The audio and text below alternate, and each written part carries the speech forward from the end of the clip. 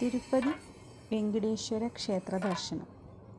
തിരുപ്പതി ദർശനം നടത്തുമ്പോൾ ജപിക്കേണ്ടുന്ന മന്ത്രം, അതുപോലെ ഏറ്റവും പ്രധാനപ്പെട്ട പുണ്യ ദിവസമായിട്ട് ദർശനം നടത്താൻ എടുക്കേണ്ടുന്ന ദിവസം.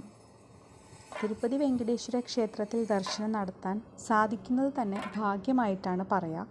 അത്ര പെട്ടെന്ന് നമുക്ക് ദർശനം സാധിക്കണമെന്നില്ല. മഹാവിഷ്ണുവിൻ്റെ അവതാരമാണ് ബാലാജി എന്നറിയപ്പെടുന്ന തിരുപ്പതി വെങ്കടേശ്വരൻ. ഭക്തർക്ക് സകല സൗഭാഗ്യങ്ങളും നൽകുന്ന ഭഗവാൻ ദർശനം നൽകിയാൽ അത് കോടി പുണ്യമായിട്ടാണ് കരുതപ്പെടുന്നത്. സാമ്പത്തിക അഭിവൃദ്ധിക്കും ദുരിതങ്ങളിൽ നിന്ന് മോചനം ലഭിക്കുന്നതിനും തിരുപ്പതി ദർശനം ഉത്തമമാണ്. മംഗല്യ സൗഭാഗ്യം ലഭിക്കുന്നതിനൊപ്പം ശനിദോഷ ശമനത്തിനും തിരുപ്പതി ക്ഷേത്ര ദർശനം ഗുണം ചെയ്യും. നാഗദോഷങ്ങൾ തീർക്കാനും കലിയുഗത്തിലെ മോക്ഷപ്രാപ്തിക്കും തിരുപ്പതി ദർശനം വഴിയൊരുക്കും.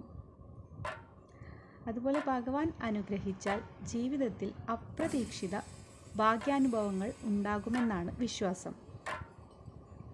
വൈകുണ്ഠമാസത്തിലെ ഏകാദശി നാളിൽ ഭഗവാനെ ദർശിച്ചാൽ സകല പാപങ്ങളിൽ നിന്നും മുക്തി ലഭിക്കുമെന്നാണ് ആചാര്യന്മാർ പറയുന്നത്. തിരുപ്പതി വെങ്കടേശ്വര ക്ഷേത്രം ദർശന സമയത്ത്, അതായത് ദർശനവേളയിൽ ജപിക്കേണ്ടുന്ന മന്ത്രം ഓം നമോ വെങ്കടേശായ എന്ന അത്ഭുത സിദ്ധിയുള്ള മന്ത്രം ജപിച്ചാൽ ഭക്തൻ്റെ എല്ലാ ആഗ്രഹങ്ങളും സഫലമാകുമെന്നാണ് വിശ്വാസം. അതുപോലെ തന്നെ നമുക്ക് എല്ലാ ദിവസവും 108 തവണ വീതം ഭക്തിയോടെ ഈ മന്ത്രം ജപിക്കാം.